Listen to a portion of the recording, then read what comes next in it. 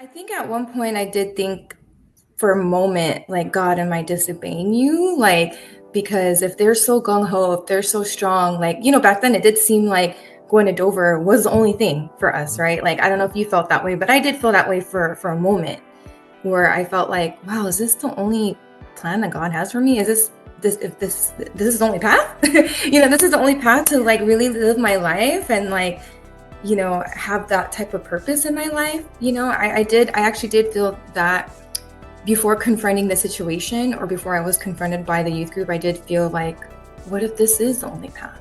Hello, everyone, and welcome to the Truth That Heals podcast. I'm your host, Ryan Anthony Hernandez, and today I have a dear friend of mine, a special guest, Rese, coming all the way from Long Beach, California. What's up, Rese? How you doing? What up, Ryan? I'm doing really good. Good to see you and good to be on your podcast. I feel honored. Thank you so much. So this episode is a lot different from other episodes because most of the guests that I have on my channel I've never met in person. But Rese, we've known each other. I've actually known her for quite a while, and this is our first time seeing each other in over 20 years. So that's awesome. Awesome to have you here. Thank you. No, I'm happy to be here on here with you. So for those who might be new to my channel, I've always spoken about myself and a period of my life where I left living in LA to join a religious community because I thought that this community was legit. I mean, I thought it was the best. I thought it was super holy, and I felt like I had no other options, that this was it. But upon leaving, I discovered that it was actually, in my experience, an end times cult. But we're not here to talk about that experience. I've already shared about that uh, in previous episodes. But today, I'm going to be talking to an old friend who I knew before that part of my life and kind of during. So this is going to be exciting for me, and I hope also for the audience. So, Rese, we were both in young adult ministry. I had good experiences there. I never had any negative vibes or negative encounters. Uh, but well, before we get into the negative stuff, let's talk about some of the positives. I remember we had like spirit games, and or we'd have like spirit rallies, and Yeah. it was a lot of fun. Can you recall some of the good times that you remember being in the youth ministry in Long Beach?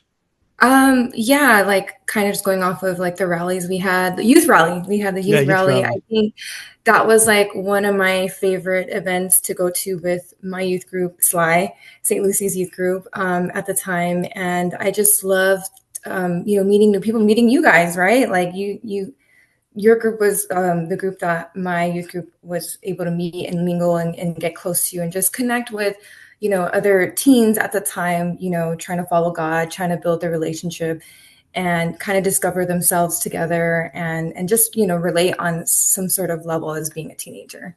So those youth rallies really impacted me in positive ways, actually, as you said. So to give some context for the listeners who don't know, the group that I ended up joining, the Two Hearts, I'm not going to give the whole name, but the Two Hearts group uh, influenced heavily St. Lucy's youth, but they're not the same thing.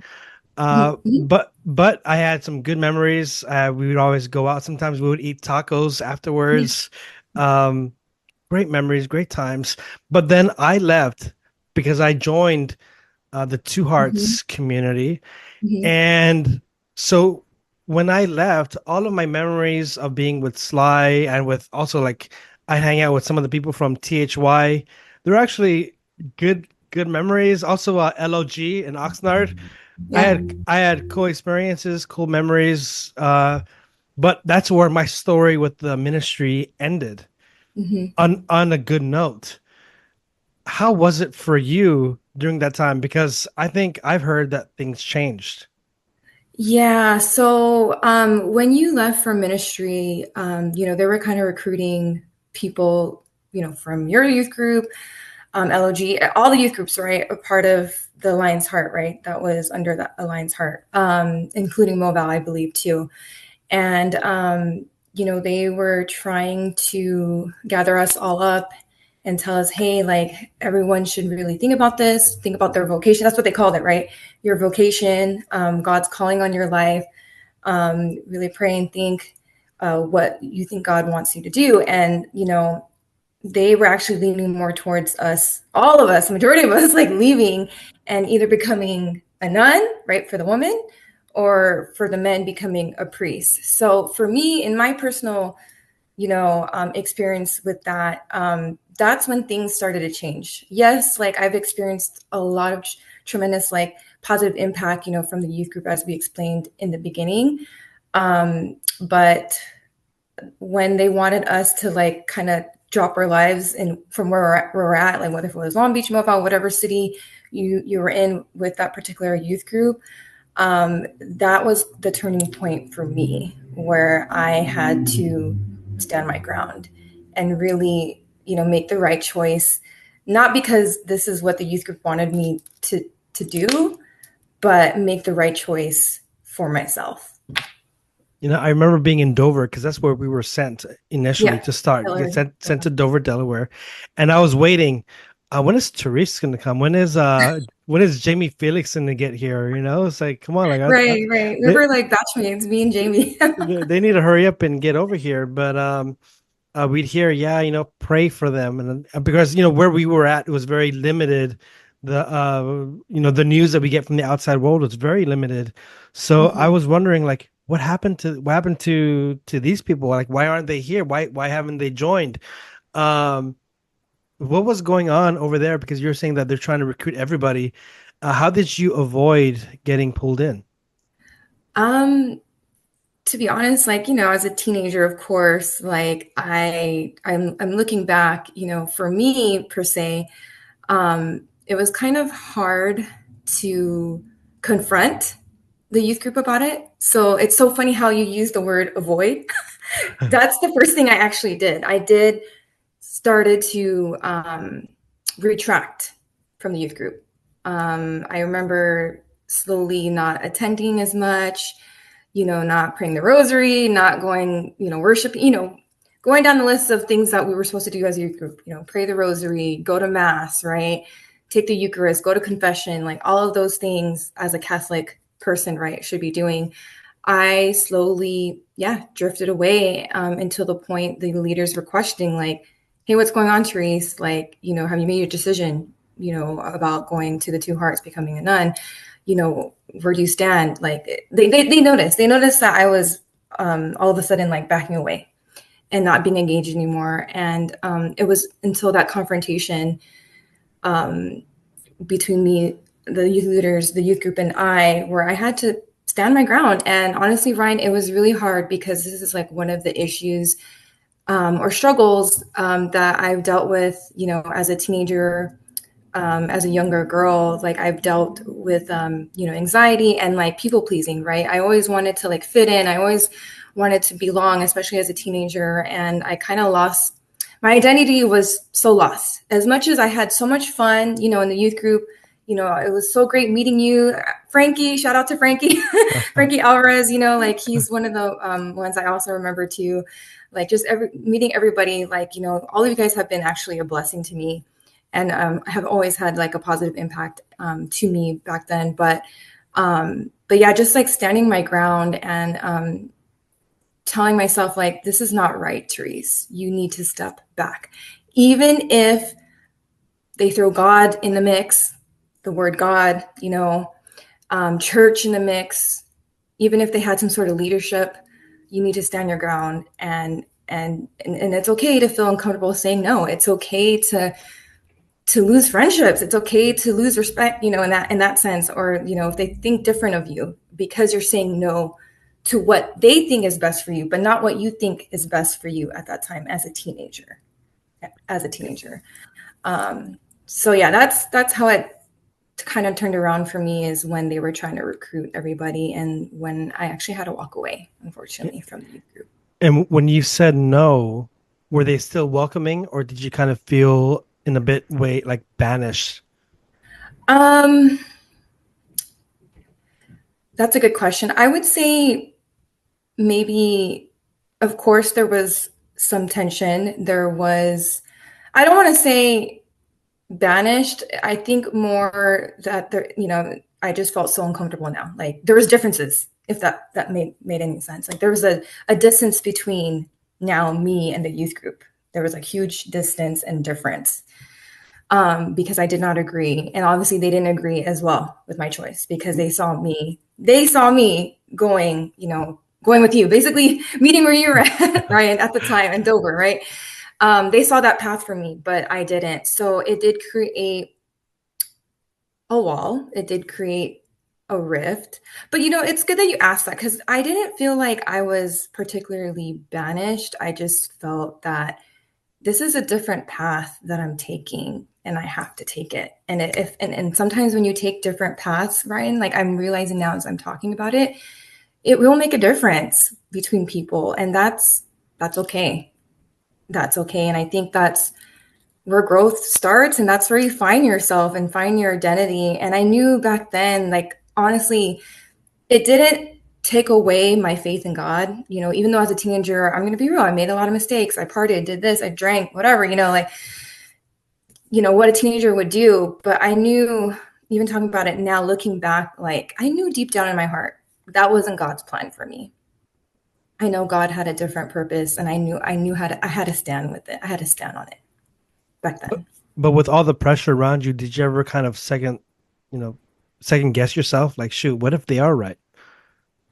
Um, I think at one point I did think for a moment, like, God, am I disobeying you? Like, because if they're so gung ho, if they're so strong, like, back then it did seem like going to Dover was the only thing for us, right? Like, I don't know if you felt that way, but I did feel that way for a moment where I felt like, wow, is this the only plan that God has for me? Is this is the only path? This is the only path to like really live my life and like have that type of purpose in my life. I actually did feel that before confronting the situation or before I was confronted by the youth group, I did feel like, what if this is the only path to live the life that I'm supposed to be living right now?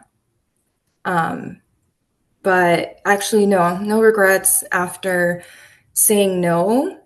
Of course, I was sad, Ryan. I was really sad because, like, I think that's when we didn't see each other, right? Like, we didn't, that was like the time where everyone kind of just did their own thing. I felt like after me leaving, I'm not saying people left because of me, but I'm just saying, like, I realized when I left and slowly everything started to change and, people started doing their own thing after the youth group. So that was the one thing that made me sad, to be honest, when I left, was the connections that One I thing, made. one thing that I find interesting about having you on the podcast is, uh, well, our stories are kind of similar, but they, of course, they separate. They go in a different way, in a different direction. Uh, Mm-hmm. my direction was I was recruited from them, straight from them, and then with you, you Mm-hmm. had the leaders from the youth group, kind of like as mediators. Uh, Mm-hmm. and me being in Dover, and also I got sent to the Philippines, and of course being there for 11 years, you get to talk to we get to, I mean, we have no one else to talk to, so we talk to each other. And something that I kind of discovered was that the leaders from the group would actually kind of pressure like third orders, or they would call Mm-hmm. them the STOs. From I what remember that name. Yeah. from what I've heard, there was like a pressure from the higher up saying you need to recruit, and if you don't recruit, that's a sign that you're not praying. Mm. Did you ever feel that those who were trying to recruit from the youth group, did you ever feel that they themselves were being pressured? Did you ever get that? Or I actually, it's a good question. Yeah, I did. Again, I don't want to say too many names here, yeah. but I did observe some of the leaders feel pressure. I did in a way where their significant other had to go, and I noticed the pain. I want to like kind of focus on the pain that I guess some of the leaders kind of went through that I observed, with losing their significant other or their partner having to go to the ministry, leaving them back in Long Beach. And they thought that going through that pain of losing that significant other to the ministry was righteous. They thought that, okay, this is what God wants me to go through. Granted, of course, we're going to go through hard things. Like we can, it's inevitable, but um, it kind of broke my heart where I was thinking in my head, like, God, do you really want this though for our leaders too? Like, don't you want our leaders to be happy as well if they found somebody, for them? Like, so definitely, I did see that type of pressure and also pain that some of the leaders went through It's due to funny the ministry. because I mean, I joined in. I still remember August 17th is when I left LA to Mm-hmm. go to Dover of 2004, and then that year for Christmas, I went back. The only time I went back to LA was for in my 11 years, really, or in the 10 years, was for there was like a Christmas retreat or something, and we were doing like Christmas caroling. I don't know if Mm-hmm. you remember. Uh, I think so. Yeah, I think I remember the Christmas caroling. so we were there. That was my only time, but they were instructing us, don't look at the people because, Mm. you don't want to get hexed. I don't know. Was that ever I remember the word hex. I do remember the word hex a lot, actually. okay? So before I ask you, well, from our point of view, as a postulant at the time, postulant being like my first year, there was a lot Mhm. of fear that, there's like this us kind of us versus them, but at the same time, it's like we want to look good, so we're singing, and Yeah, we kind of want to recruit, like perform, yeah. but we don't want to get hexed. We don't want to get infested by evil spirits. Like Uh, cursed, right? we don't Cursed. want to get cursed. Yeah. Was that language ever used in the young adult ministry? Because Yes. when I was there, it never. I think that before before everything seemed cool. Everything was like happy and chill before I joined the alliance. But now going to you, because things started changing. What did it look like when this language of fear and of curse, hex, how did it change the dynamic inside of the group? I'm going to be honest, like to me, I felt like I was kind of walking on eggshells. It did create this anxiety, um, paranoia, at least for me, like when they would say, oh, that's hex, we should burn them. We should burn these items from XYZ, wherever we got it from, like for example, Disney was hex. I remember Disney was hex to them. And I do kind of understand Disney does have a dark side. I've kind of like looked into that as I actually got older. But when I was younger, I didn't know too much about Disney. I just thought like, oh, it's innocent, it's for kids. Like, why? Like, why am I gonna throw my Disney Mickey Mouse in the fire? Like they were even talking about, oh, let's go to the beach or bonfire or something like that, and then just like burn all our hex items so that way we're cleansed. And yeah, I felt anxious around that word. Actually, it made me feel anxious. It made me feel paranoid, as to feeling like, oh, so I won't be safe then, like spiritually, if like I'm around Disney or these type of things that are considered cursed or hexed. And so, what other things changed inside of the young adult ministry? um a lot has changed, like what you said. It's funny how you said as a postulate, right, going into the ministry for becoming a priest, like you couldn't look at people.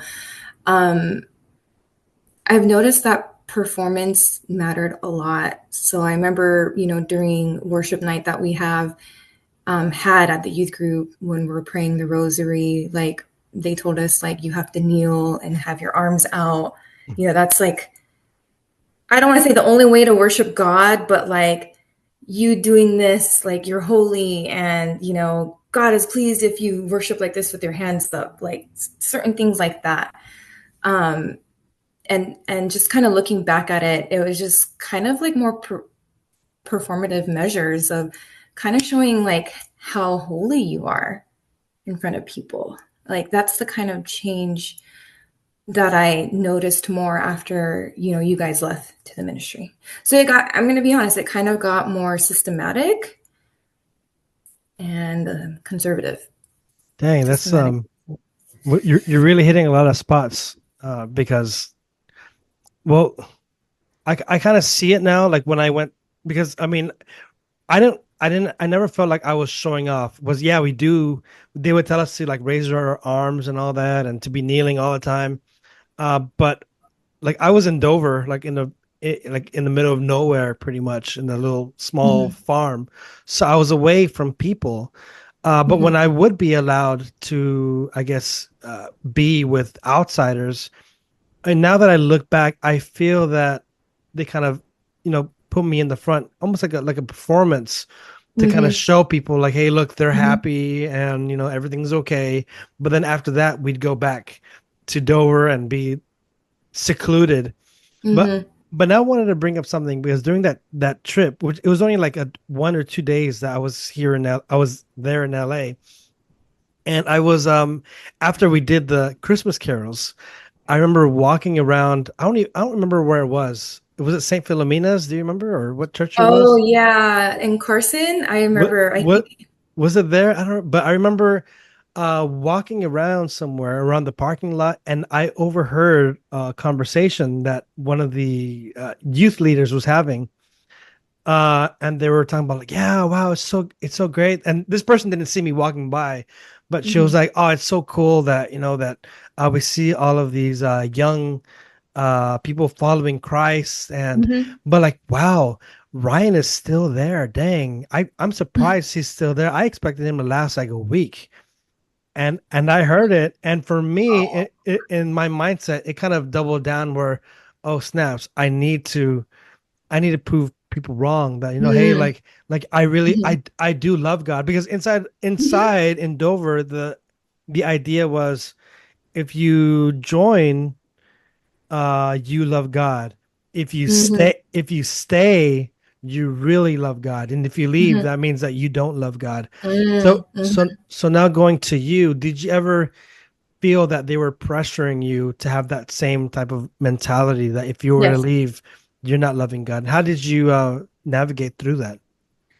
I mean, it was hard, Ryan, like, as being a teenager back then, like, I kind of was like you, like, having to feel like I had to prove them wrong, through performing. Oh, I got to pray the rosary more. I got to go confession. I got to, I got to praise Jesus, God in a certain way, like while I'm praying the rosary or just praying in general. And I got to do all these things to make them think, to make them see and think that I'm this, I'm being this holy Catholic girl, meeting the expectations basically. And yeah, but quite opposite, Ryan. I felt even more lost, felt even more lost doing all of that. Having to prove ourselves because, again, I knew deep down inside, I'm like, this is not how God works. This is not how God works. So now I wanted to get to the part where you gave your no to them and you kind of started drifting away. Was that well, you were kind of standing up for yourself, I would say. Mhm. How did that no impact your relationship with others, and how did it impact your relationship with God? So first with others, I definitely think it did impact it in a negative way, per se, saying not that there was hate between us. I think it was definitely far from hate when I said no, but it really did create a huge gap, a huge difference. And that's how I felt. I felt me saying no was me being different from them, me being different from the youth group, me being an outsider now from the youth group because I said no to going to ministry. Um, and then as far as like impacting my relationship with God, of course I did feel at that time. I don't feel that way anymore, obviously, thank God. But at that time, like I felt like, yeah, okay, I might be disappointing you too, God, because if this was the only way, if this was, I was taught this way, right? If the youth group was teaching that this was the only way to please God and to show that you love God, wow, like I disappointed you, God. So that's how I truly felt when I said no, um, and the impact on both ends.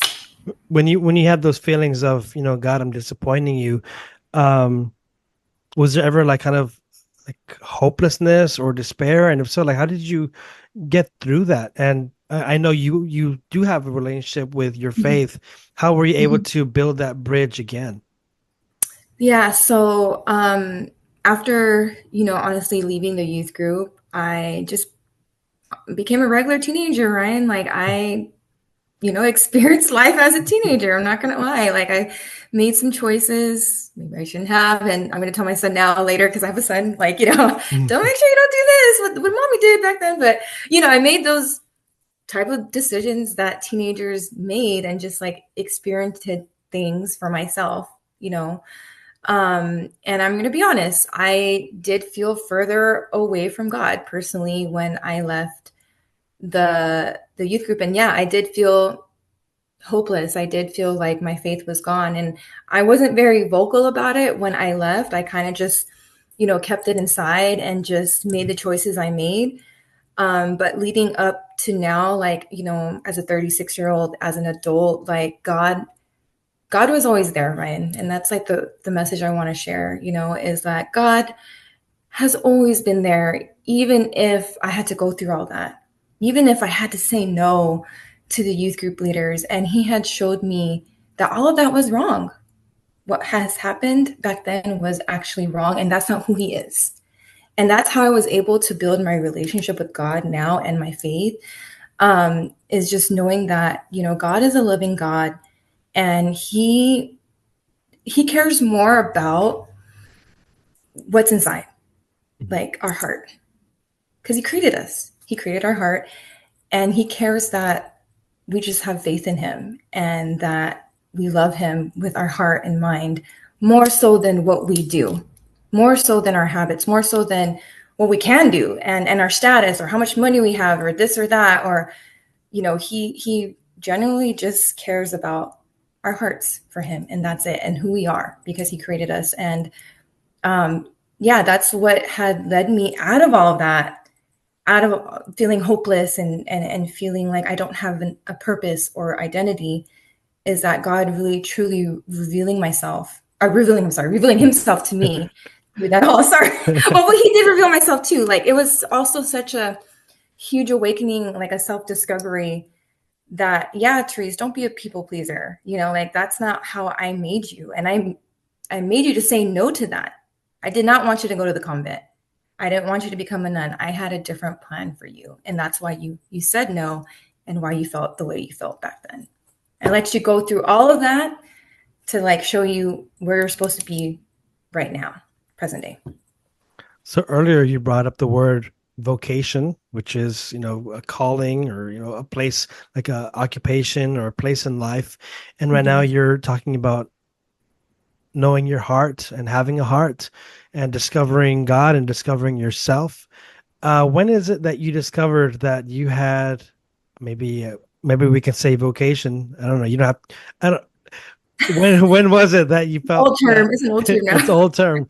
Old school term. When did you feel the pull to now uh, focus on yourself and put attention on fitness and health? Good question. So 2019 is actually the year, was that 5, 6 years ago, before COVID, where I just had enough, Ryan. I just had enough with myself. I didn't feel good about myself from the inside out. Like I was drinking every weekend, whether it was partying or with friends or whatever, if it was in front of me. I wasn't eating right. I was using food as like an emotional clutch. I didn't care, how I was fueling my body. I just ate whatever like felt good in the moment, whether if it was like junk food or fried food. I wasn't fitting my clothes. And then, I was already, I think my son, he was about 6 years old, 5 years old at the time, 6, 7. So I was about 5 years, 6 years postpartum. So I also was struggling with post-pregnancy weight as well. And yeah, I just felt really awful, Ryan, and I just wasn't making holistic or healthy choices to the point where I was like, okay, something has to change.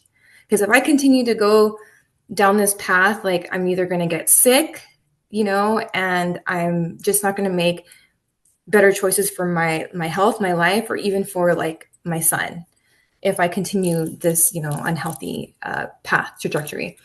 And so I actually started doing intermittent fasting because I was trying to find ways to lose the weight because I actually gained the heaviest I've been was like 140, and I don't mind sharing that now because it's part of my story, my health and fitness story. But I was the heaviest, and I was considered going overweight because of my height. I'm 5'2", right? I was already going there, and my brother at the time, my oldest brother, he was also going through some health issues too. Shout out to Ryan. His name is Ryan as well. Shout out to Ryan, my brother. He was going through some health issues too, and he was researching intermittent fasting, how for some people that were having health complications could, reverse the symptoms of, whatever he was having because he had Crohn's disease to be exact.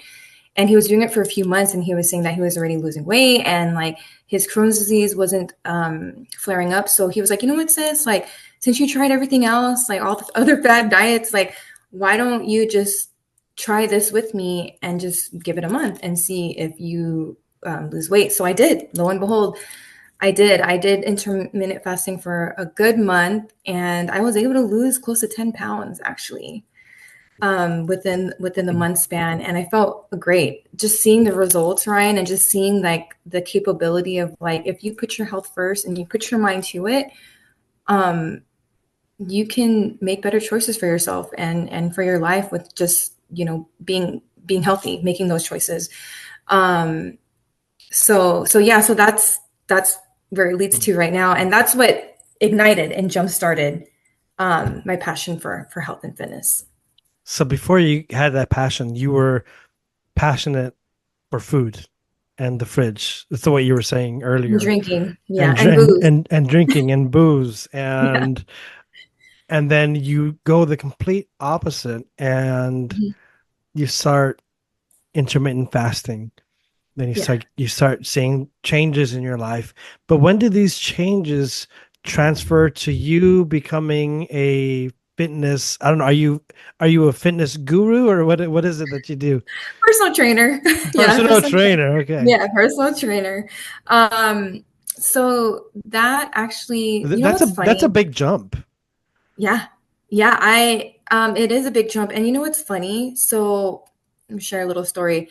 So when I started my intermittent fasting journey where I started losing weight and then I started, toning up a little bit, um, I was going to LA Fitness at the time, and my regimen of workouts were getting more disciplined and more structured. Right, getting a little program for myself back then. There was actually this really sweet old woman who was also fit too for herself, for her age, and she just came up to me like randomly. She was like, "Are you a personal trainer, dear?" And I look at her and I'm like, "No, I'm just here working out, working on my goals." And she was like, "Well, you look like one." And then she walks away.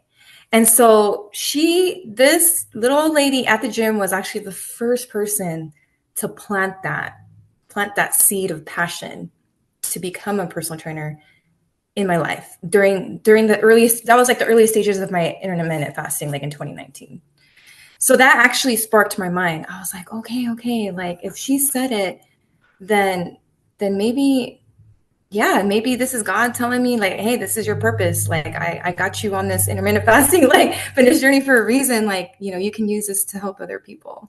So that was, yeah, that was the time when she came up to me. And then a year later, I actually signed up for the national, this NASM, so it's National Academy Sports Medicine program to become a personal, to get certified as a personal trainer. So I took that, and then I did an internship and everything at a local gym called Fourth Quarter. So they kind of taught me the ins and outs of how to, basically execute training with clients and stuff. And then from there, I was able to, get a few clients on my own outside of that. So that's awesome that well from the beginning we started about the whole vocation thing Yeah. and how they with the ministry and the pressure that kind of if you don't join, you're gonna miss out on your vocation. On your, yeah, right, But right. here we're seeing you living your life, living a full life. You have your son, you're helping others claim back their health and get fit. What is next for you? Definitely.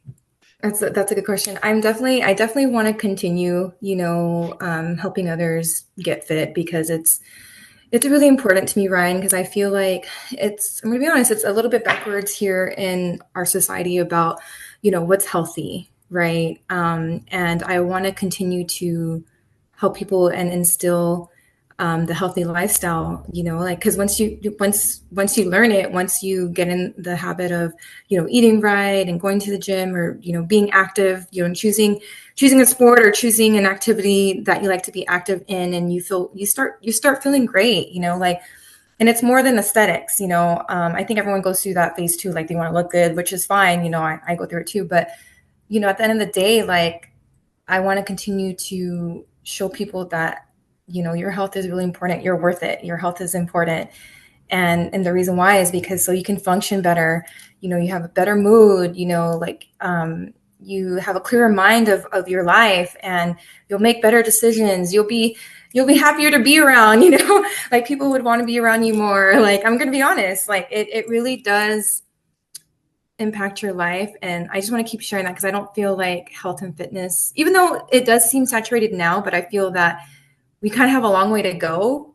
We kind of like from back then to now, like we kind of still have a long way to go where that fitness should be, a part of our life. We're not meant to just sit at a desk 24/7. We're not meant to sit like on a couch 24/7. Like, our bodies are made, our bodies are able to go out there and be active and, be healthy. So, So now I wanted to go back to a bit about the relationships, because we've established that although there wasn't like a hate relationship with those in the sly, um, but you and the leaders kind of went your separate ways.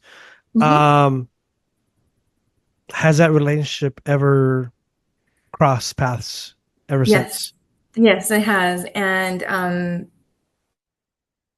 to say I don't want to say our relationship ended. I think if I were to see those leaders again, like it would be on a happy note. So, you know, me leaving, yes, it was very uncomfortable for all of us. It was definitely a huge transition, but it ended up being okay, Ryan. It ended up being okay, thank God. I did have a few moments of reconnecting with the leaders, and it seemed like water under the bridge when we first reconnected a few years ago.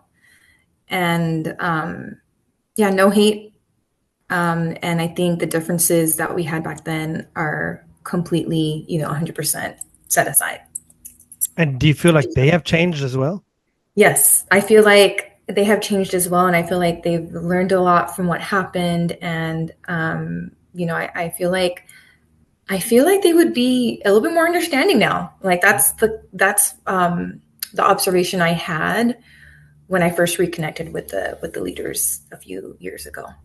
Like I felt like there was an unspoken like understanding, like where we are now, the choices that we made that led us to where we are now when we reconnected back then. And are they still leaders in the group? The two hearts? Are they Um, still with the two hearts? that's a good question. I don't know, Ryan. Do you know? I don't know. I don't. I I don't want think to say no. I want to say I, no, but I don't really know. I can't speak for them. But I don't I don't think what do you so. I think? don't know because like the two hearts, I mean, because like I've already brought it up in the beginning that Hmm. there are like a bunch of ministries in California. We already mentioned Oxnard, in Carson, Hmm. Long Beach. What's the other one? Oh, Movell. There's all of these like ministries, but then there's a separate group, the group that I was in, that I joined, the Two Hearts, that was kind of Hmm. like from a distance. They were like infiltrating or like influencing, but that was from a distance. So now, like what I know about the Two Hearts movement is that they're kind of like dispersed, and Hmm. they're taking up new. I don't know. So it's like, do they even exist anymore? Does the Two Hearts movement? exist? Are they still in LA? Like, I don't know. And so since I don't see it active anymore, it seems to have dissolved. So Yeah. I don't think, I, yeah, I don't think it's there. I don't think so. I think the leaders moved on. I think that's the best way to describe where the leaders are now. Like apart from the two hearts, I think, yeah, I think I agree with you. I think it dissolved, and I think the leaders moved on. it still exists, but I think that their presence in LA dissolved. But Oh, okay. something that I kind of like I felt was that people didn't want to acknowledge that it's not really there, and they're Mm, acting as if it's still there. But mm, that was like 10 years ago. Now I think it's more open, and I think we're freer to, I mean, look at me, mm. like I freaking did a podcast, you know, I so know. I'm it's proud like of you. I'm so proud that like you're following your dreams of being hosting a podcast. Like that's super cool. so now for this part of the podcast, I wanted to ask you a question that I ask all of my guests, and that Mhm. is, what is your truth that heals? My truth that heals is knowing my identity, Ryan. Like, as I mentioned in the beginning, like I struggled with anxiety and people pleasing and standing up for myself. And, is just going back to just knowing who I am, no matter what people think, you know, even if my life looks a little different from you or this person, right? Or I do things a little different, or I might have like different opinions, my faith in God. Um, Now I feel like whole and complete because just knowing that I still have a relationship with God no matter what I went through back then, no matter all the mistakes I made back then, He made me who I am today. Um, and I use that on myself. I tell myself that when I go through hardship, when I feel like I'm not doing enough, when I feel like people don't like me, or when I just feel like I'm not where I'm supposed to be in life, with my failures, like I remind my truth that the truth that heals is that I'm still God. Still God's, meaning I belong to God. I belong to God. I've always belonged to God, right? Because His Son died on the cross, like for my sins. And I don't mean to get all religious here, but like it's just like full circle where being being belong to God, being of the Lord Jesus Christ, like that's true freedom, Ryan. That's true freedom. And He has a plan and purpose for everybody, a plan and purpose. And obviously it's not going to that ministry. That's the freedom that I have right now. That's the truth that heals me, where He brought me today, is that me saying no back then, me saying no back then was really God pulling me out and saying, no, no, daughter, that's not my plan for you. I got something better. So that's the truth that heals, is just reminding myself who I am in God, no matter, again, what people think, even if I'm different, even if I have a different purpose in life, and to use my purpose to, help others and make a difference. It doesn't have to be fame, doesn't have to be money, doesn't have to be all these accolades, like God doesn't care about that. Like He is teaching me that just use what you have, Reese. You love fitness. I put you in fitness for a reason. Use that as a vehicle to like help people and make a difference. So Well, thank you so much. And do you have any social media handles that you want to shout out right now? yeah, so if people want to be inspired with health and fitness or looking for a personal trainer, I do online and in person. If you're local in Long Beach, they can follow me, Rese, Resed, D like dog, Fit, FIT. So Rese D Fit. Is this TikTok, Instagram? Instagram. Yeah, Okay. Instagram. So Yes. I'll leave it there. Thank you so much, Reese, for Thank you being so much, Ryan. it's so great to see So you. good. It's so good to see you too. This was great. This really inspired me, actually, your podcast. So All right. So thank you so much. And to the listeners who have been tuning in, thank you for tuning in to the Truth That Heals podcast. Don't forget to subscribe, like, and share so that others can learn more on the Truth That Heals podcast.